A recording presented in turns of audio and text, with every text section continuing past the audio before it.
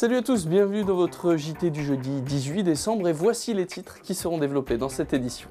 Record battu pour le Téléthon à Gravelines. Ce mardi à la Maison des Associations, le chèque regroupant tous les dons a été remis à l'AMF Téléthon. En travaux depuis le mois de septembre, le château d'eau est entouré par des échafaudages impressionnants. Un chantier qui devrait encore durer un mois. On est allé jusqu'au sommet de l'édifice. Et puis on va poursuivre notre saga sur le marché de Noël de Gravelines. Aujourd'hui, on vous donne la parole. Que pensez-vous de cette édition 2014 ? Réponse en fin de journal. Sur Gravelines, le Téléthon, c'est plus de 20 animations sur 2 semaines, une trentaine d'associations participantes et de commerçants partenaires et record battu pour la 16e édition. La somme collectée pour la recherche contre la maladie étant supérieure à l'année dernière. Un reportage de Cédric Callois et Emmanuel Depecker. Donc pour 2014,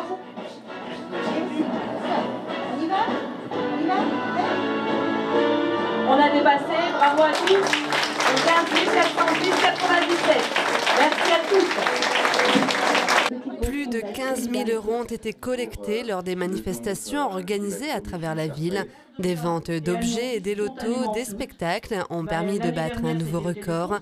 L'année dernière, la mobilisation avait permis de remettre un chèque de 12 000 €. Ça fait chaud au cœur. En plus, ils ont pulvérisé le record de l'année dernière.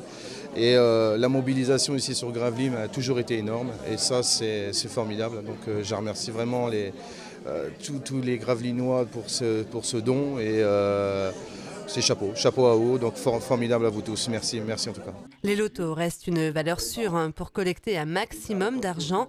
1 500 € ont été reversés par les bénévoles de la maison de quartier du centre.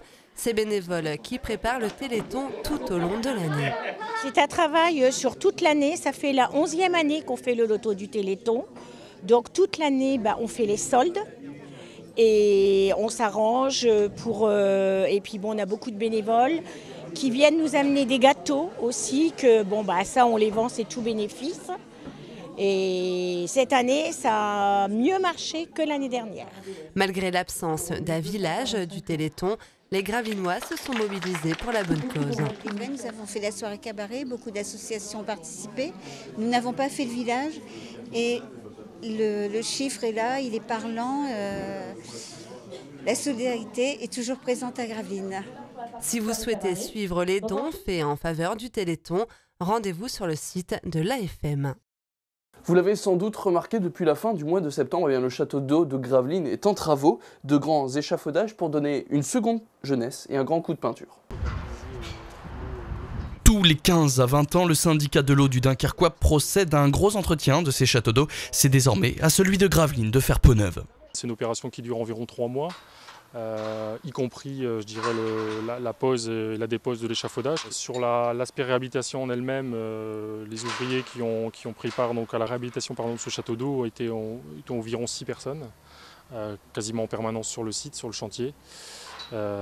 Plus maintenant les équipes de démontage de l'échafaudage qui ont commencé à œuvrer et qui vont être, je pense, grand maximum une dizaine. Un chantier de taille donc pour ce château d'eau qui alimente les villes de Gravelines et de Grandfort avec son réservoir de 1500 m3 et cette rénovation se déroule en 2 étapes majeures. La première, c'est l'opération de ravalement extérieur, ce que vous pouvez voir derrière nous. Donc ça a consisté à un décapage complet de la surface qui était présente et ancienne et on va dire usée et passée avec le temps. Et donc une fois le traitement des bétons qui était nécessaire, on a réalisé une nouvelle peinture sur l'ouvrage de manière à le protéger, puisqu'une peinture ça a aussi un rôle, ça a à la fois un rôle esthétique mais aussi un rôle de protection du béton. Et la deuxième opération réalisée sur cet ouvrage, c'était l'opération de réfection de l'étanchéité de toiture, puisqu'une toiture doit être étanche pour éviter l'insertion d'eau de pluie dans l'ouvrage, puisqu'on est sur une cuve d'eau potable. Et pour accéder à ce toit, il y a quelques 180 marches plus 6 mètres d'échelle à affronter pour arriver au sommet des 45 mètres que mesure ce château d'eau.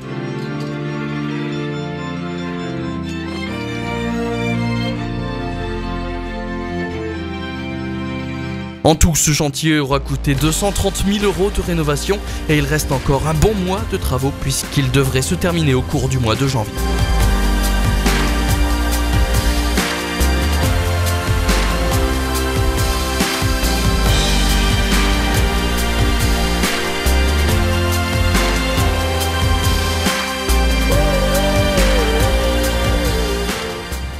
Et puis, le marché de Noël de Gravelines a donc attiré du monde hier après-midi, la faute à 3 starlettes de télé-réalité Les Ch'tis.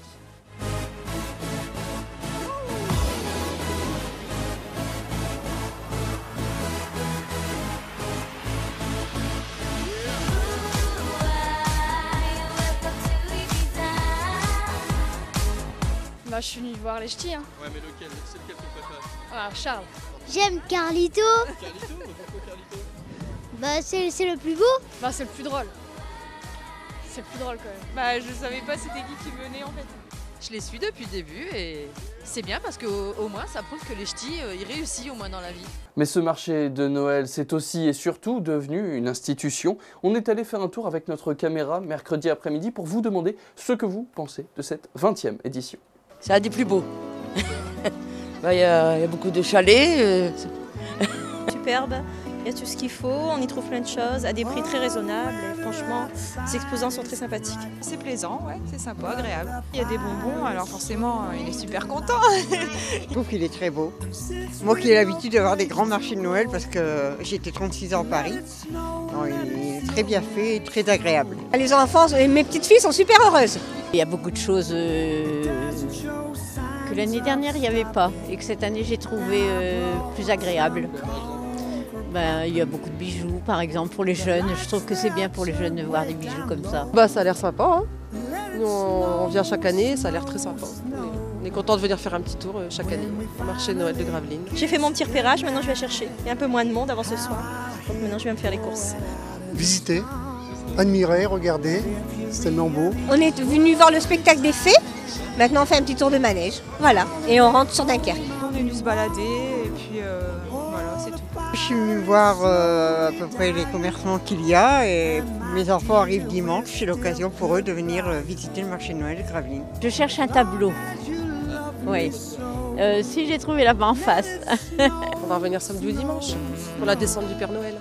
Voilà, c'est la fin de ce journal. Merci à tous de l'avoir suivi. Juste avant de se quitter, j'en profite pour vous présenter notre stagiaire de 3e, Théo Fournier. Bonjour Théo. Bonjour. Ça va, ça se passe bien ton stage? Ça se passe très bien. Parfait. Bon, quant à vous, vous avez rendez-vous avec Michel Vière et son Delta Sport Agenda. Il reçoit aujourd'hui Alain Quesnay pour la dernière de l'année, le vice-président donc de l'USG en charge de l'équipe féminine. Le prochain JT, quant à lui, ce sera donc demain pour la dernière de l'année. Bonne soirée à tous et bonne soirée Théo. Au revoir.